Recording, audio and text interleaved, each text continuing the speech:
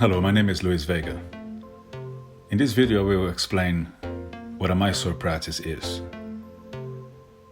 A few days ago while I was teaching a Mysore class, I spotted someone looking into the room through the small window, and after a few seconds he disappeared.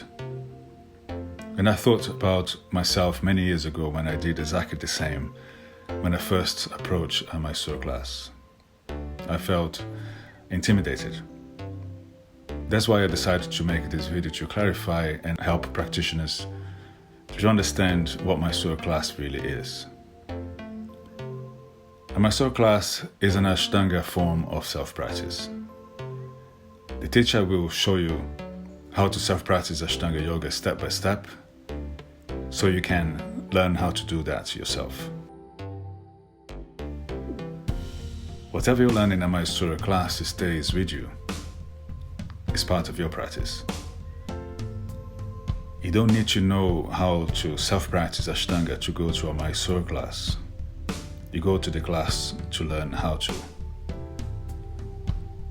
On your first day, the teacher would go through the basics of the practice in detail so you can learn the beginning of the sequence. The next day, you'll try to put into practice yourself. In a Mysore class, if you have any doubts about anything related to the practice, you're free to sign or quietly call the teacher to ask for clarifications. When in doubt, communication is expected and encouraged in class. Another way to understand what Mysore is, if you imagine you're growing up, you had to listen to your mom and dad, your teachers about what to do and what not to do. And this is like a led class or a guided class. But eventually, you have to put into practice what you had learned. And that is Mysore self-practice class. In Mysore classes, you can arrive at any time between the opening hours for the class.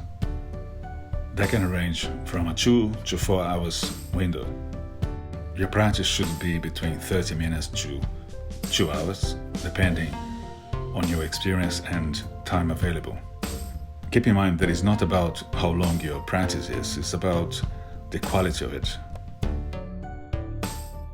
The Mysore teacher's job is to teach how to self-practice the series of Ashtanga yoga, making sure that the students are not rushing but following the series correctly.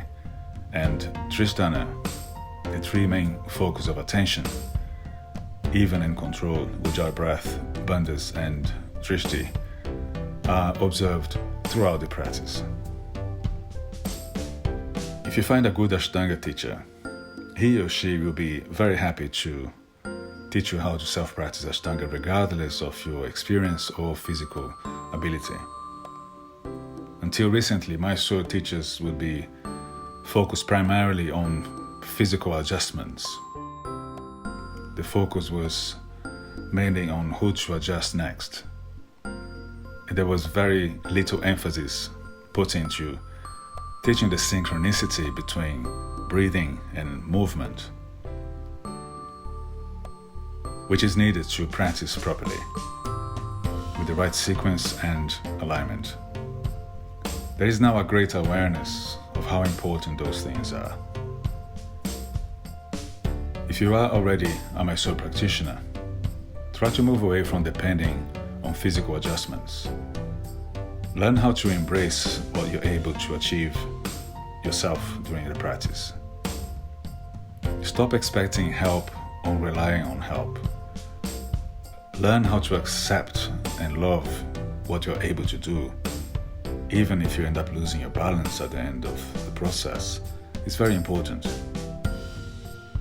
By changing your approach to practice, you might change your approach to life too. It is also very important to maintain a relationship with your self-practice. The way to do that is to keep a regular practice going. If you don't keep that relationship going, every time you go back into practice, you feel that you are starting again because you lost that connection. So if you have an interest in learning how to self-practice Ashtanga, find a good teacher who is willing to teach you. Or get in touch with me. I can teach you online if necessary.